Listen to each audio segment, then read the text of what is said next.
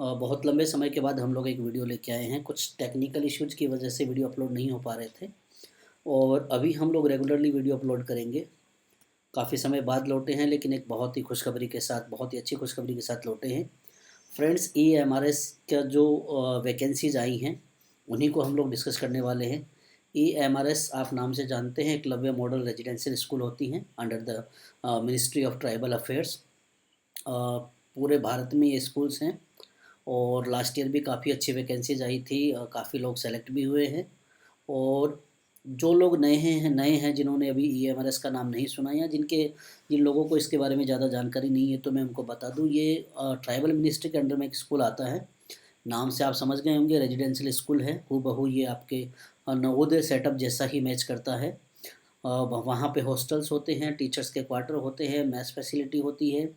बाकायदा जो जितनी भी फैसिलिटीज़ हैं वो आपको वहाँ पे प्रोवाइड होती हैं और एक अच्छी खासी सैलरी भी आपको वहाँ पे मिलती है। तो हमारे लिए तो बड़ी खुशखबरी की बात है कि देखिए कितनी वैकेंसीज आई हैं और उन्हीं वैकेंसीज़ को हम लोग अभी डिस्कस करने वाले हैं। साथ ही साथ हम लोग सिलेबस को भी डिस्कस करेंगे। देखिए, वैकेंसीज़ पे जब जब हम नज़र डालते हैं तो हम लोग डायरेक्टली फ़ोकस करेंगे हमारे सब्जेक्ट से, क्योंकि हम लोग अभी इंग्लिश की तैयारी करने वाले हैं, इंग्लिश की ही प्रिपरेशन कर रहे हैं। तो हमारे पास पोस्ट ग्रेजुएट टीचर के लिए देखिए वैकेंसीज आई हैं टोटल 112 यानी 112। कैटेगरी वाइज इनको डिवाइड कर दिया गया है, वो आप अपने हिसाब से देख सकते हैं, but we have to focus on overall जो वैकेंसीज़ हैं 112। तो 112 वैकेंसीज़ हैं पीजीटी इंग्लिश की। और अगर हम टीजीटी की भी बात करते हैं तो टीजीटी इंग्लिश में आप देखिए यहाँ पे 395 जो है वो टीजीटी इंग्लिश की वैकेंसीज आई हैं। तो जो कैंडिडेट, जो एस्पायरेंट्स हैं टीजीटी इंग्लिश के लिए अप्लाई करना चाहते हैं, जिनका पीजी नहीं हुआ है वो यहाँ पे फोकस करें, और जिनका पीजी हो चुका है वो दोनों जगह अपना टारगेट फोकस कर सकते हैं, TGT as well as PGT English. तो ये हमारे पास 112 एज वेल एज 395 वैकेंसीज़ हैं। इनको फोकस करते हुए हम लोग तैयारी को देखते हैं, प्रिपरेशन को देखते हैं कि क्या सिलेबस है और सिलेबस को किस तरह से हम समझ सकते हैं, किस तरह से उसको कैचअप कर सकते हैं। सिलेबस से रिलेटेड काफ़ी टॉपिक्स के वीडियो हमारे इस चैनल पे ऑलरेडी मैंने अपलोडेड कर दिए हैं, और कुछ जो कि एग्ज़ाम में चेंजेस किए हैं मिनिस्ट्री ने या डिपार्टमेंट ने। तो चेंजेस क्या हुआ फ्रेंड्स, मैं आपको अभी सिलेबस जब हम लोग डिस्कस करेंगे तब मैं आपको बताने वाला हूँ। तो चलिए हम लोग फोकस करते हैं हमारे सिलेबस पे।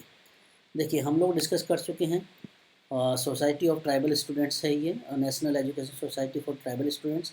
मिनिस्ट्री जो है ट्राइबल अफेयर्स के उसके अंडर में आता है। सिलेबस की अगर हम बात करते हैं, सिलेबस फॉर द पीजीटी, हम लोग अभी पीजीटी को डिस्कस करेंगे। पीजीटी का वीडियो जो है हम लोग अलग से लेके आने वाले हैं। तो इसमें जो चेंजेस किए हैं वो मैं आपको बता दूं कि इस बार जो है मिनिस्ट्री ने क्या किया है, दो एग्ज़ाम रखने का ये उन्होंने ऑप्शन रखा है। फर्स्ट आपको प्री बोल सकते हैं उसको, या टियर 1 बोल सकते हैं। आपको पहले प्री एग्ज़ाम क्वालिफाई करना है। प्री का सिलेबस हम लोग अभी डिस्कस करेंगे। अगर आप प्री को क्वालिफाई करते हैं, if you are qualified in pre exam, then your second paper will be evaluated. अगर आप फर्स्ट यानी टियर 1 यानी प्री एग्ज़ाम पास नहीं करते हैं, क्वालिफाई नहीं करते हैं, तो किसी भी हालत में आपका जो सब्जेक्ट का है या टियर 2 है वो आप उसके लिए एलिजिबल नहीं होंगे। तो फर्स्ट अगर हम टियर 1 की बात करते हैं तो देखिए ये हमारे पास सिलेबस है टियर 1 का। सिलेबस टियर 1 पीजीटीज, ये सभी पीजीटीज के लिए है, जिस चाहे कि कोई भी पोस्ट के हों।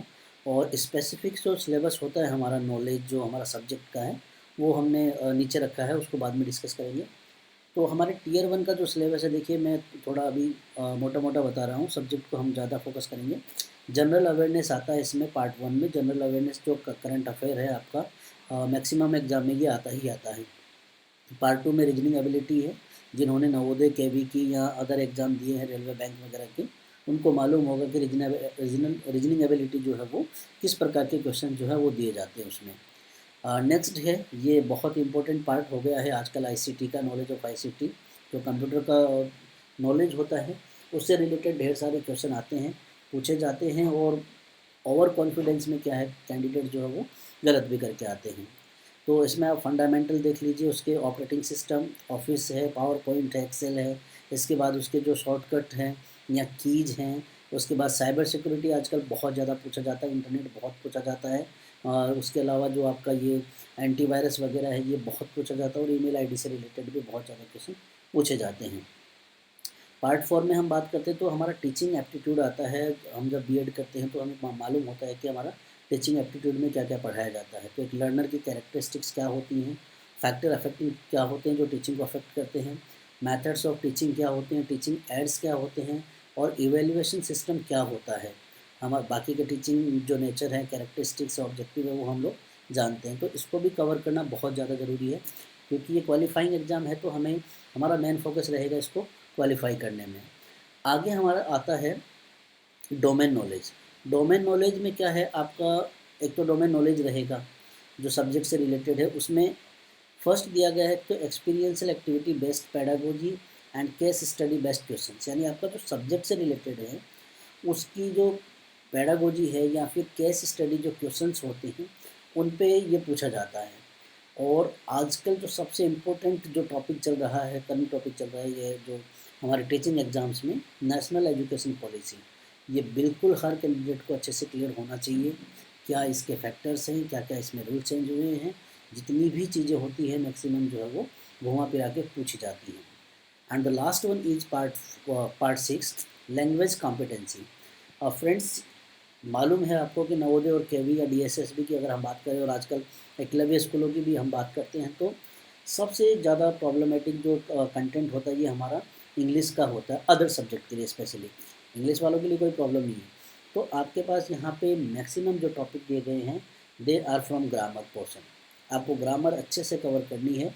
और हिंदी जो है आपको, जैसे संधि समास, विलोम शब्द है, पर्यायवाची है, अशुद्धियाँ हैं, वन वर्ड है जिसको हम बोल सकते हैं इंग्लिश में, मुहावरे, लोकोक्ति, और एक गद्यांश जो है वो रहेगा पैराग्राफ। और इंग्लिश में लगभग यही चीज़ें, जैसे वर्ब आ गया, टेंस है, पैसिव वॉइस है, सब्जेक्ट वर्ब एग्रीमेंट है, आर्टिकल है, कॉम्प्रहेंशन यानी आपका एक पैसेज आ जाएगा, फिल इन द ब्लैंक्स जिसमें adverb, error, correction, correct form of the verb, sentence rearrangement, passage रहेगा, एंटोनिम, सिनोनिम्स, और उसके बाद इडियम और फ्रेजेस। ओवरऑल अगर कहा जाए तो ये आपका जो टीयर 1 है that is only for qualifying. अगर आप ये क्वालिफाई कर लेते हैं तब आपको 1:10 पे सेलेक्ट किया जाएगा, और 1:10 में आपको मौका मिलेगा आपके टीयर 2 के लिए।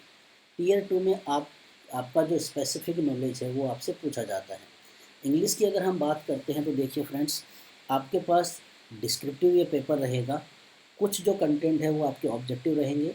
डिस्क्रिप्टिव में मैं आपको बता दूं कि लिटरेचर वाला जो पोर्शन दिया गया है वो लगभग टॉपिक जो है मैंने अपने चैनल पे अपलोड कर रखे हैं। आप वहाँ जाके बहुत अच्छे से इनको कवर कर सकते हैं, बहुत अच्छे से इनको समझ सकते हैं। जो टॉपिक कवर नहीं है उनके वीडियो हम जल्दी ही लेके बनाने वाले हैं, उनको अपलोड करने वाले हैं। लेकिन जहाँ तक मैं फोकस कर पा रहा हूँ, जितने भी टॉपिक्स हैं, क्योंकि राजस्थान के सीनियर टीचर एग्ज़ाम में हो, या नवोदय के एग्ज़ाम में हो, या केवी के एग्ज़ाम में हो, या फिर स्कूल लेक्चरर में, ये सारे टॉपिक जो है वो कॉमन है। तो मैक्सिमम टॉपिक हमने कवर कर रखे हैं, उनके ऑब्जेक्टिव हैं, मोस्ट इम्पोर्टेंट एमसीक्यूज हैं जो एग्ज़ाम में आते हैं वो भी हमने किए हुए हैं। बात करते हैं कुछ न्यू एडेड टॉपिक्स की। अगर हम नीचे से शुरुआत करते हैं तो ग्रामर का देखिए, क्वेश्चन ऑन गैप फिलिंग, जिसमें टेंस और क्लॉज आते हैं, या correct form of the verb वगैरह भी आती है, मॉडल्स आता है, हेल्पिंग वर्ब आता है, या फिर उसके अलावा डिटर्मिनस प्रीपोजिशन भी आते हैं। आपके गैप फिलिंग के क्वेश्चन बहुत ज़्यादा आते हैं और बहुत ही कन्फ्यूजिंग होते हैं। उसके बाद क्वेश्चंस ऑन रीऑर्डरिंग और ट्रांसफॉर्मेशन ऑफ द सेंटेंस, ये रीअरेंज वाला ही है। या आपके पास 4 सेंटेंस होते हैं जो ऑर्डर में नहीं होते हैं, you have to set them in order, और आपको क्या करना है, you have to make them a new sentence. सारे के सारे सेंटेंसेस को मिला के एक नया सेंटेंस क्रिएट करना है। और उसी प्रकार के क्वेश्चन जो है इस कैटेगरी में आते हैं। राइटिंग स्किल्स, क्योंकि ये डिस्क्रिप्टिव पैटर्न रखा है इस बार इन्होंने, उसमें नोटिस बहुत इजी टॉपिक है। अगर आप उसको पढ़ेंगे, आपको इसमें फॉर्मेट समझ में आना चाहिए, कहाँ पे क्या टॉपिक लिखा जाता है, कहाँ पे कौन सी लाइन ऐड की जाती है, डेट कहाँ लिखा जाता है, या फिर क्लोजिंग कैसे होगी, वो सारा का सारा आपको इसमें देखना होगा। तो हम जब इसको पढ़ेंगे तो आपको और अच्छे से समझ में आ जाएगा। इसके अलावा 11th और 12th में फॉर्मल या इनफॉर्मल इन्विटेशन आता है। इन्विटेशन एक्सेप्टेड और अनएक्सेप्टेड है तो उसके रिप्लाईज क्या होंगे।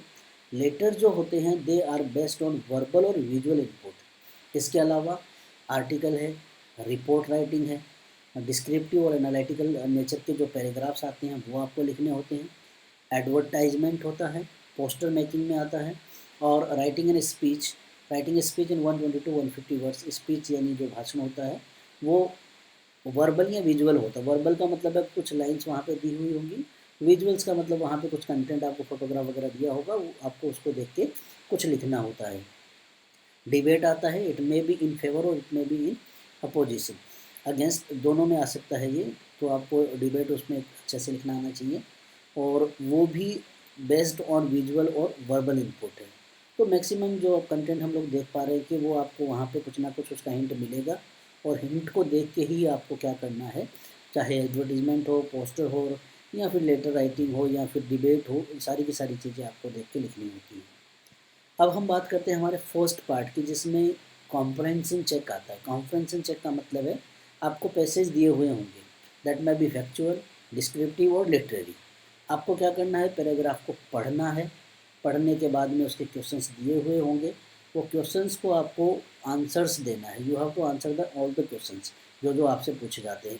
वो किसी भी प्रकार के क्वेश्चन हो सकते हैं, उसमें उनके कैरेक्टर से रिलेटेड हो सकते हैं, उसमें कोई इंसिडेंट हुआ तो उससे रिलेटेड हो सकते हैं। इसके अलावा नोट मेकिंग, ये 11th और 12th में दिया हुआ है ये टॉपिक, आपको पता होगा अच्छे से। बहुत एक बड़े पैराग्राफ को नोट कैसे बनाया जाता है, उसके इम्पोर्टेंट नोट मेकिंग कैसे की जाती है, और उसको समराइज कैसे किया जाता है, इस प्रकार के क्वेश्चन आपको इस बार का पीजीटी इंग्लिश के एग्ज़ाम में, एकलव्य मॉडल रेजिडेंशियल स्कूल के एग्ज़ाम में पूछे जाने वाले हैं। तो फ्रेंड्स, आपकी अच्छी प्रिपरेशन के लिए मैं आपको बता दूं कि लिटरेचर वाला पोर्शन हमारा फुल्ली कवर्ड हो चुका है। आपके डिमांड में मैं उनको एक बार और रिवाइज करवा दूंगा, उनके एमसीक्यू जो है उनको हम और डिस्कस करेंगे। हम लोग कवर करेंगे हमारी क्रिएटिव राइटिंग को, एज वेल एज हमारा जो नोट मेकिंग है और जो समरी मेकिंग है वो।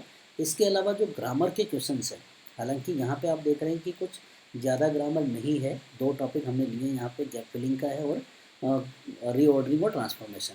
बाकी का पूरा जो ग्रामर पोर्शन है उन्होंने क्वालिफाइंग में डाल दिया, तो that is a good thing. बहुत अच्छी बात है ये कि हमें ज़्यादा कुछ आगे पढ़ने की आवश्यकता नहीं है।